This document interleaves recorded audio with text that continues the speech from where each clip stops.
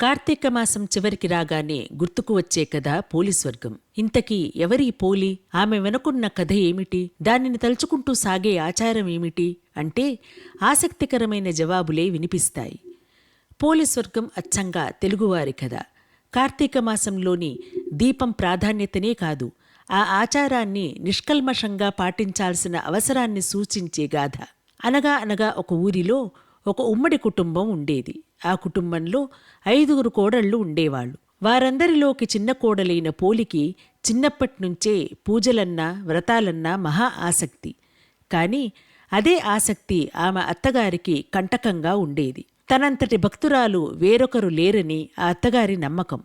ఆచారాలని పాటించే హక్కు ఆమెకే ఉందన్నది ఆమె అహంభావం. అందుకే కార్తీక మాసం రాగానే చిన్న కోడలిని కాదని మిగతా కోడళ్లను తీసుకుని నదికి బయలుదేరేది. అక్కడ తన కోడళ్లతో కలిసి చక్కగా నదీ స్నానం చేసి దీపాలను వెలిగించుకుని వచ్చేది.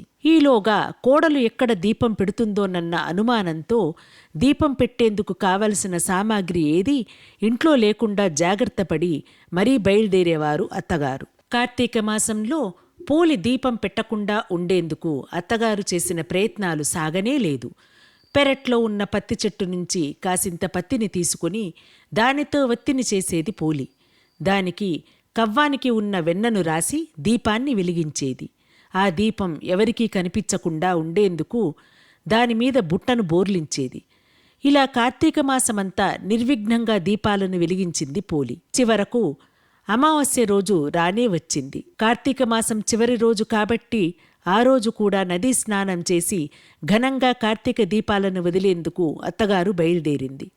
వెళుతూ వెళుతూ పోలి ఆ రోజు కూడా దీపాలను పెట్టే తీరిక లేకుండా ఇంటి పనులన్నీ అప్పగించి మరీ వెళ్ళింది.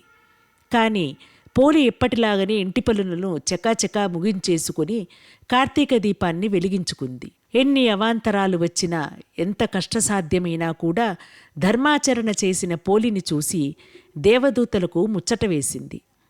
వెంటనే ఆమెను బొందితో స్వర్గానికి తీసుకువెళ్లేందుకు విమానం దిగివచ్చింది. అప్పుడే ఇంటికి చేరుకుంటున్న అత్తగారు, ఆమె కోడళ్ళు ఆ విమానాన్ని చూసి అది తమ కోసమే వచ్చిందనుకుని మురిసిపోయారు. కాని అందులో పోలి ఉండేసరికి హతాశులయ్యారు. ఎలాగైనా ఆమెతో పాటుగా తాము కూడా స్వర్గానికి వెళ్లాలనుకునే ఆత్రంలో పోలి కాళ్లను పట్టుకుని వేళ్లాడే ప్రయత్నం చేసినా ఉపయోగం లేకపోయింది. విమానంలోని దేవదూతలు పోలికి మాత్రమే స్వర్గానికి చేరుకునేంతటి నిష్కల్మషమైన మనసు ఉందని చెబుతూ వారిని కిందికి దించేశారు.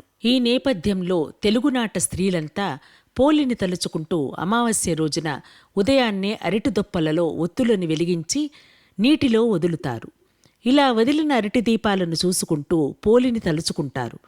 కార్తీక మాసంలో ఏ రోజు దీపాన్ని వెలిగించలేకపోయినా కూడా ఈ రోజున 30 ఒత్తులను వెలిగించి నీటిలో వదిలితే మాసమంతా దీపారాధన చేసిన పుణ్యం వస్తుందని చెబుతారు. వీలైతే ఈ రోజున బ్రాహ్మణులకు దీపాన్ని కాని స్వయంపాకాన్ని కాని దానం చేస్తూ ఉంటారు. తెలుగువారు ఇటు పోలిని అటు దీపాన్ని కూడా శ్రీ మహాలక్ష్మి రూపంగా భావిస్తూ ఉంటారు. అందుకనే చాలామంది ఈ పోలి దీపాలను అమావాస్య రోజున కాకుండా మర్నాడు వచ్చే పాడ్యమి రోజున వెలిగించుకుంటారు. ఆ రోజుకు పోలిపాడ్యమి అన్న పేరు. ఇది పోలీస్వర్గం. కార్తీక మాస దీపాలను వెలిగిస్తే బొందితో స్వర్గానికి చేరుకుంటామా లేదా అన్నది తరువాత మాట.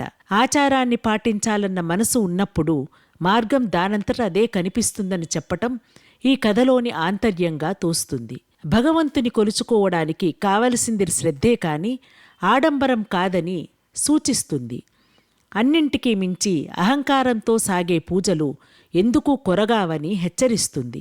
అత్తాకోడళ్ల మధ్య సఖ్యత ఉండాలన్న నీతిని బోధిస్తుంది. అందుకే ప్రతి కార్తీక మాసంలోనూ ప్రతి తెలుగు ఇంట్లోనూ పోలీస్వర్గం కథ వినిపిస్తూనే ఉంటుంది. ఈ వీడియో మీకు నచ్చినట్లయితే లైక్ చేయండి, షేర్ చేయండి, మా ఛానల్ని సబ్స్క్రైబ్ చేయండి.